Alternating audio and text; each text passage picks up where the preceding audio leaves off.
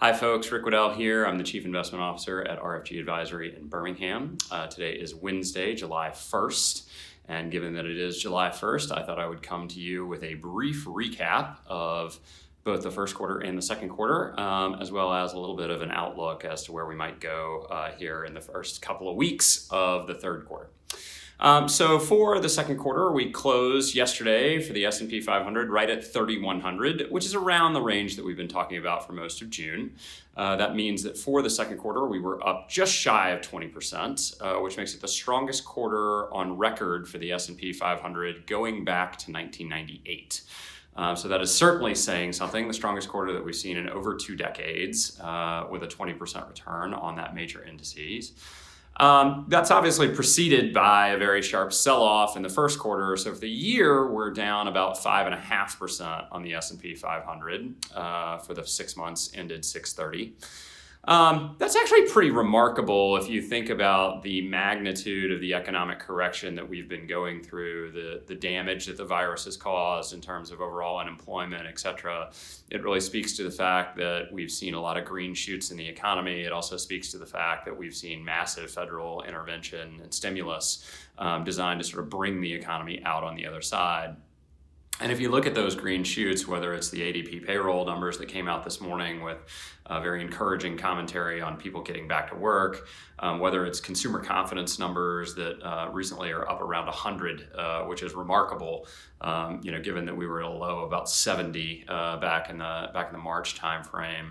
It really is remarkable to see the economy start to chug back along and get back going as quickly as it is. Which is part of what is giving the market such a, not a rosy view, but a relatively positive undertone. In terms of what's going on in the market right now, that positive undertone is obviously being offset a little bit by the increasing virus case counts. So we've seen, the United States now accounts for fully a quarter of the world's virus activity.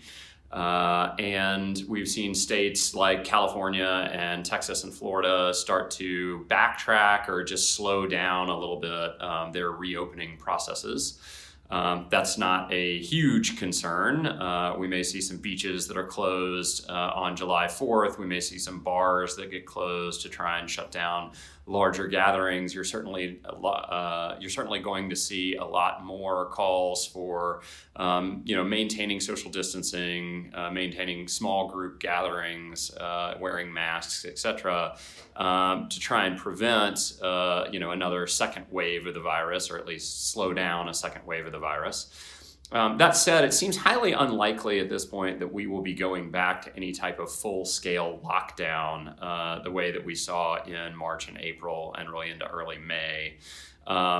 If you look at the new cases that are coming about, the new cases that are being reported, a lot of them are in younger populations. So the median age of case reported has dropped from about 55 to about 35.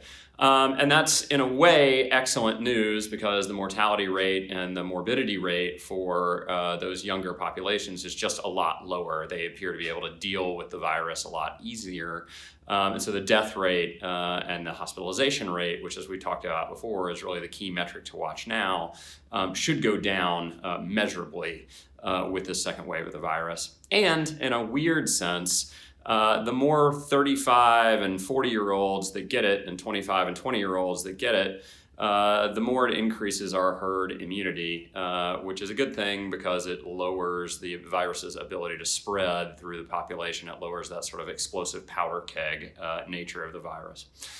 So that's all relatively good news. It'd certainly be better if we didn't have the virus in the first place, but in terms of the way that it's progressing, that's one of the reasons why you're seeing, I think, the market up a little bit here in the early part of July. So with that, as always, if you have any questions, please feel free to reach out to either myself or your advisor. I hope you have a wonderful day and a wonderful holiday weekend, and I look forward to talking to you again soon.